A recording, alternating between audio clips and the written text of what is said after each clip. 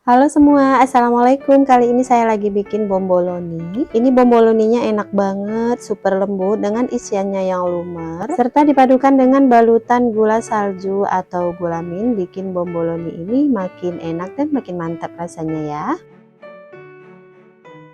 Oke, siapkan wadah, kemudian masukkan 200 gram tepung terigu protein tinggi, kemudian 50 gram tepung terigu protein sedang, 40 gram gula pasir, 15 gram susu bubuk, dan 4 gram ragi instan. Lalu semua bahan kering ini kita aduk dulu sampai tercampur rata. Setelah rata kita tuang bahan cairnya, terdiri dari 1 butir telur utuh yang ditambah dengan cacahan es batu dan air dingin, totalnya itu 145 gram ditimbang berbarengan ya. Kemudian diaduk rata sampai membentuk suatu gumpalan. Oh ya, untuk telurnya ditimbang tanpa cangkang ya. Oke, setelah membentuk sebuah gumpalan kayak gini, kita masukkan 25 gram margarin dan 2 gram garam. Namun untuk garamnya saya kurangi menjadi 1,5 gram aja ya. Nah, sekarang kita uleni menggunakan mixer. Di sini saya pakai kecepatan nomor 3. Ini di mixer sampai kalis dan elastis. Oke, setelah di mixer kurang lebih 15 menit, ini adonannya sudah terlihat kalis ya. Terlihat tidak ada lagi adonan yang menempel pada wadahnya. Dan adonan pun sudah terlihat mengkilat. Nah, sekarang kita akan ngetes keelastisannya. Saya ambil sedikit adonan. Kalau dibentangkan membentuk selaput tipis yang nggak mudah sobek, tandanya adonan sudah kalis dan elastis. Oke, sekarang kita pindahkan adonan ke meja kerja, kemudian kita uleni sebentar untuk membuang gas udara yang terlanjur terperangkap di dalam adonan. Kemudian kita bulatkan sampai memadat dan rapat, tujuannya supaya saat dibagi-bagi nanti adonan tidak keburu mengembang. Lalu kita olesi permukaan adonan menggunakan minyak goreng tipis-tipis aja supaya kelembapannya tetap terjaga ya. Oke, sekarang kita potong timbang adonan per dough-nya seberat 35 gram.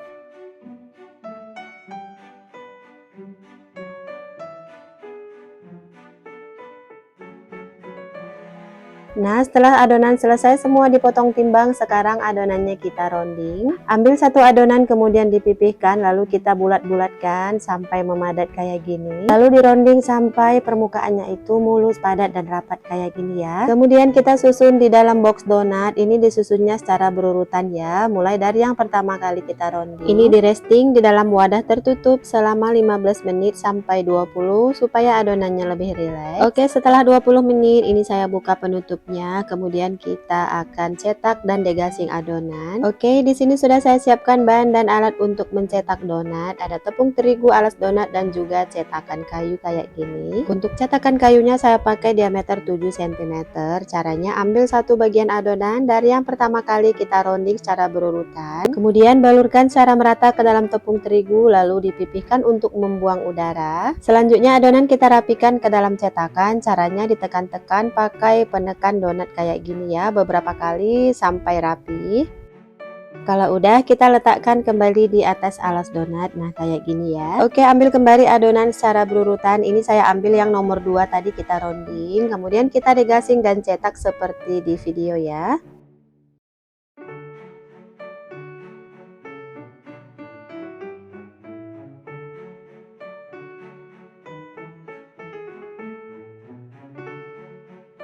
Oke, ini udah selesai semua, saya degasing dan saya cetak. Selanjutnya ini saya proofing dalam box tertutup kayak gini. Dan ini akan saya proofing tertutup selama 1 jam. Oke, setelah 1 jam penutupnya saya buka dan lanjut saya proofing selama 20 menit supaya permukaannya itu lebih kering. Oh ya teman-teman, untuk durasi proofing itu bisa bervariasi ya, tergantung suhu di ruang produksi. Kalau cuaca lagi panas mungkin waktunya lebih cepat, dan kalau cuaca lagi dingin mungkin waktu proofingnya lebih lama. Dan 15 menit sebelum waktu proofing berakhir, saya juga sudah memanaskan minyak goreng. Oke teman-teman, ini adonannya sudah siap untuk digoreng. Salah satu ciri-cirinya jika ditekan kembali ke bentuk semula dan adonan terasa ringan saat diangkat. Ini saya goreng pakai api sedang cenderung kecil, tapi kecilnya itu tidak kecil banget ya teman-teman. Dan kalau di termo suhu minyak sekitar 160 derajat. Oke, setelah ditunggu beberapa saat, bagian bawahnya sudah terlihat kecoklatan. Ini boleh langsung kita balik. Nah, dalam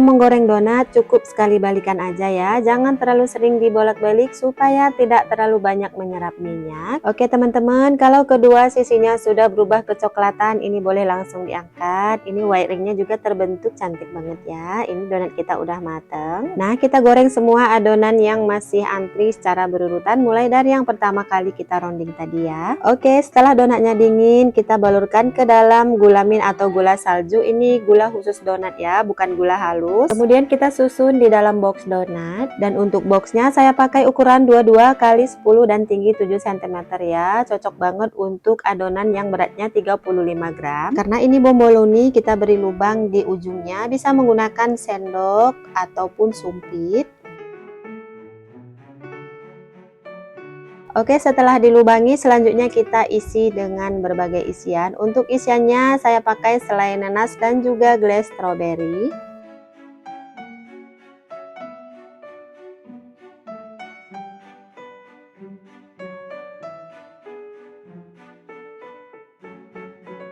Oke teman-teman, ini udah selesai semua saya isi, dan satu resep ini jadinya 13 pieces bomboloni dengan berat adonan 35 gram. Aduh, ini enak banget teman-teman, terlihat dalamnya itu super lembut, empuk, isiannya juga lumer. Asli ini tekstur bomboloninya selembut kapas, kelihatan ya teman-teman. Oke semua, sekian dulu resep kali ini, semoga bermanfaat dan bisa menginspirasi ya. Makasih udah nonton, jangan lupa dicoba resepnya. Wassalamualaikum.